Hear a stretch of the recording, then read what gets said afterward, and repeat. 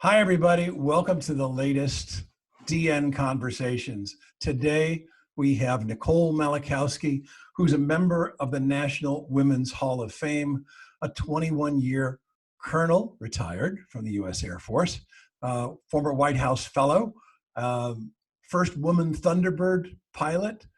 And as much as I can say about you, and I can continue going, Nicole, with all kinds of testimonials and great things about you and your career.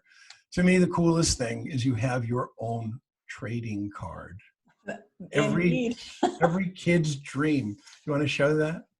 Oh, absolutely. Well, thank you for the gracious words, first of all, Tony, but I am delighted to say that the world famous Upper Deck Trading Card Company has honored me with the privilege of having my very own trading card, which actually is one of those things I never in a million years would have thought I would have said. But they have a Goodwin Champions series where they highlight people who are making a difference to their nation, to their communities, to their families. And they have a Genuine Heroes section. And so interestingly, it was somebody in an audience who saw me at a speech who recommended me to the Upper Deck Trading Company. And so that dream actually came true. And they should be going on sale later this month. So if anyone's interested, take a look at Upper Deck, and more appropriately also, it's not just my story, but all of the other Genuine Heroes that they'll have in here to include our first responders is going to be amazing. Yeah, I mean, I took a look at some of the people that they've got. It's a wide breadth of people from different disciplines. And I just thought, wow, what a great honor to be part of that. So congratulations. Thank you. A huge honor. And I remember when I got the email, I actually thought it was spam. I'm like, who would want me on a trading card? But I think it's really amazing what Upper Deck is doing to shine a light on the people who are impacting their communities. And what I've learned since, because I put it out there to friends and so forth. I've got friends who I didn't even know were huge trading card fans. It's a whole world out there of people who are seriously fans of collecting trading cards of all sorts, every description, not just baseball, football, basketball, but all of it. So great. Cool. One of the reasons we wanted to have a conversation today is, especially for all the bureau people who are working with clients, and the clients are looking to get more traction from the virtual events that they're doing. Many organizations and event planners are afraid of virtual. It's brand new for them. They're still trying to get their arms around it and understanding how to embrace it effectively. And one of the things that's happened is with your work in virtual, you've essentially reimagined what you can do and taken all the good parts of your in-person presentation and even reimagined them from what people expect to see in a virtual presentation. And the heart of that is this guide that you have that essentially walks people through the content options that you have as an alternative for a different kind of presentation for them. And it shows them exactly what stories, how the stories play out in front of an audience, and what the benefits are, and takeaways. And would love it if you could describe that a little bit and go more into your thinking and experience with it. You bet. Thanks for that, Tony. You know, I mean, none of us could have expected, I think, what has happened in 2020 and the entire, live events industry and speaking and event planners at corporations, companies everywhere have been forced, right, to make a giant change into the virtual space. And I think the vast majority of us, are looking at this maybe a little unsure, maybe not knowing what that's going to look like, how that's going to feel to the audiences that they're trying, to impact. And so there's always going to be a little bit of, trepidation. And this is a learning experience for all of us. And I see it as a learning experience where, the speakers and the event planners can move forward, hand in hand. And I've had the opportunity to do a couple dozen virtual events now, including with Fortune 50 companies. And I've seen, people starting to grow into the space, but I've also learned a lot from my clients. And what I've learned is each of them comes to this new virtual space with different experience levels. Some of the companies have been working from home for decades. Some have never done it before. Some have demographics that may be a lot more in tune with moving to a virtual platform. Some have demographics that, they may need to train people before they can even come into the virtual space. And so I'm seeing that this acceptance of the virtual certainly runs the spectrum, but people definitely know this is the wave of the future, and that this is something that's going to be with us, not just for the foreseeable future, but I think is a beautiful tool and an option for our industry for the long term. I mean, this isn't a short-term thing. This is another tool for our toolkit that's going to last forever, I think, which is super cool and an amazing opportunity. But what I found is that clients are dealing with different audiences and different expectations. Some of them are wanting a full keynote speech with a moderated Q&A afterwards, like we may have seen previously in live. Some of them are looking for a quick 15-minute TEDx talk. I've even had clients who want just pure fireside chat. And so what we're seeing is a variance that I hadn't seen before when I was doing just live events. And what I'm seeing most importantly is a need and a desire to tailor the content, to tailor the platform, to tailor what that looks like. And so as I was on these phones with clients and we're all adjusting to the virtual, we were all kind of brainstorming and collaborating all over the place. And over time, I've consolidated that. And to your point, the thing that I came up with was actually what I call a content and discussion guide, which we're looking forward to sending out to the bureaus for use with their clients. But this content discussion guide allows you to take the breadth of my themes, the breadth of my stories, and completely tailor and customize them to your time limits, to the skills and the expectations of your audience when it comes to virtual, obviously, and to the challenges and opportunities that whatever the team is facing at that time. And so, as most people who've worked with me know, I've got 4 main speeches. In this guide, I call them themes. And what we can do is tailor this so that you can choose any theme and then pick whatever content you want underneath. I will make the thread of the theme happen for you and for your team. So not only does the content guide have some pretty cool pictures, I might be a little biased, but it's spelled out in a very organized, I think, and simple way.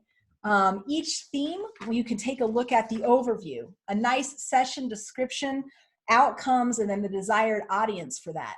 But the real key, I think, is that based on your time, your platform, and your audience virtual needs, is picking the stories, the content, the meat of the mission, if you will, right underneath that. And those stories come with themes and descriptions.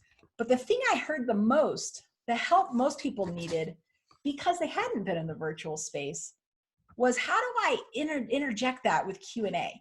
I don't necessarily always want someone speaking for 60 to 90 minutes straight. How do we keep the audience engaged? And so I've worked with teammates, friends, and past clients to come up with pre-reflections, i.e. a question posed to the audience before I share a story.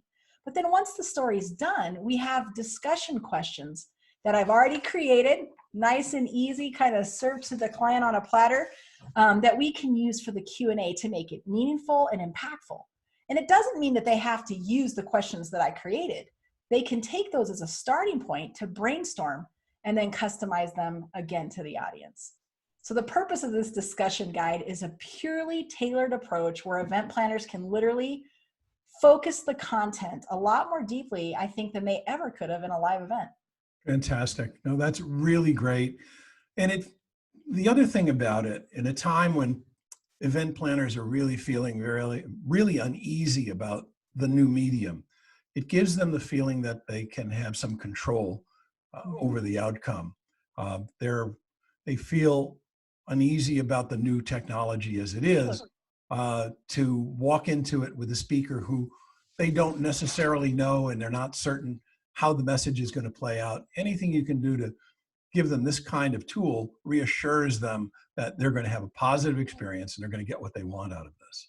I 100% agree. And, you mentioned the word, a feeling of control. I take it a step further and say, I think I am giving we are giving with this guide even more control than maybe what they're used to. And I think that's what's needed in this environment. What matters is that the client is getting what they need. What matters is that the audience, even in a virtual space, is walking away with the right thoughts, new ideas, and actionable tools. And this allows them to do that.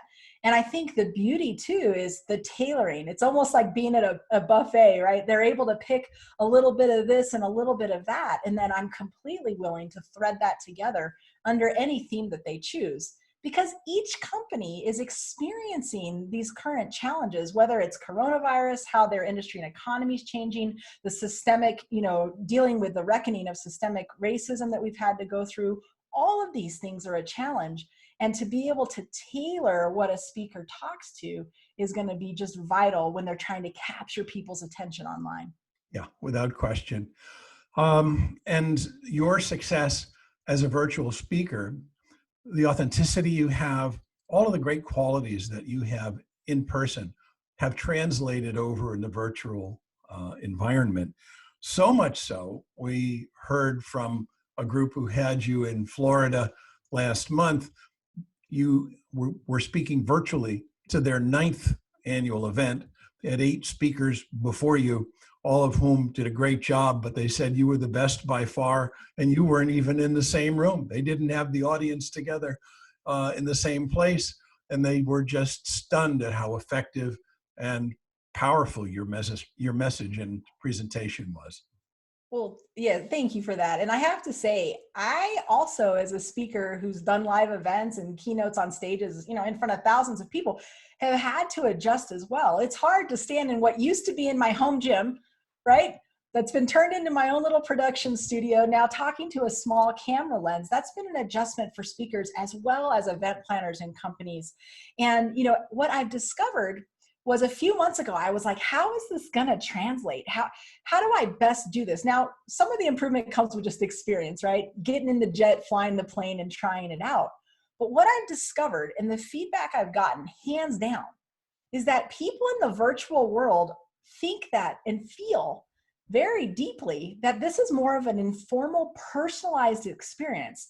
I have received as much, if not more, feedback after an event in the virtual space than I did live, which is shocking. And the consistent message is this: I feel like you were talking directly to me. Who knew that virtual would afford this opportunity?